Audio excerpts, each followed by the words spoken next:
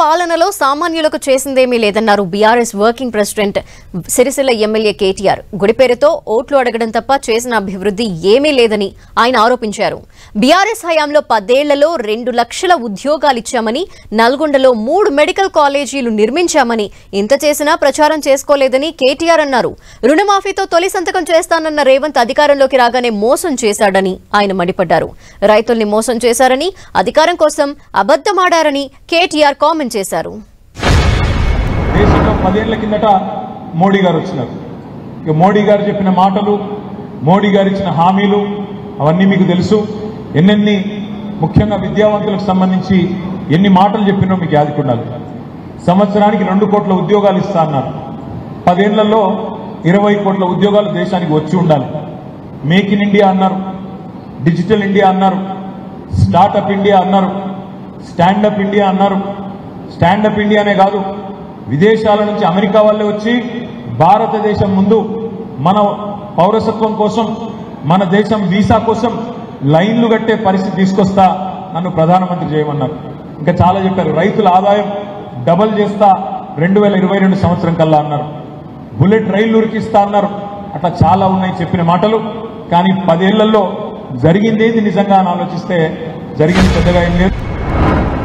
రైతుల ఆదాయం డబల్ చేస్తానని చెప్పిన నరేంద్ర మోడీ గారు నిజంగా ఈ దేశంలో ఎక్కడన్నా ఒక్క రైతు ఆదాయం అయినా డబల్ అయిందా? దయచేసి మీరు గుండె మీద చేసుకుని ఆలోచించి చెప్పండి అని కోరుతా ఉన్నాను.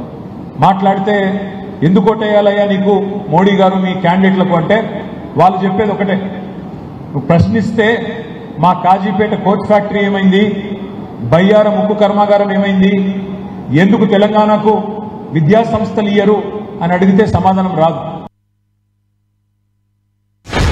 మేము గుడి కట్టినాం కాబట్టి మాకు ఓటేయండి, ఇది తప్ప ఇంకో సమాధానం లేదు, ఇంకొక సమాధానం రాదు.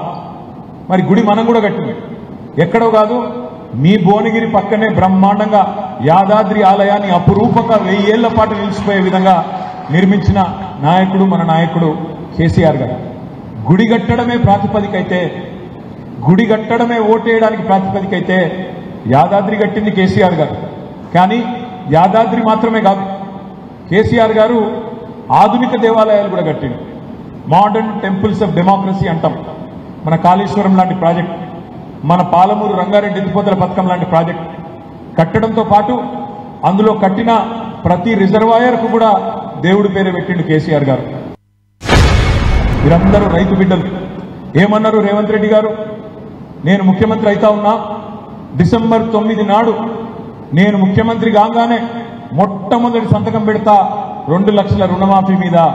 మీరు ఎవరెవరైతే లోన్ తెచ్చుకోలేదో ఇప్పటిదాకా అర్జెంటుగా బ్యాంకుకు వండి, ఎంబడే వండి 2 లక్షల రుణం తెచ్చుకోండి, నేను సంతకం పెడతా, నా బాధ్యత రుణమాఫీ చేస్తా అన్నాడు.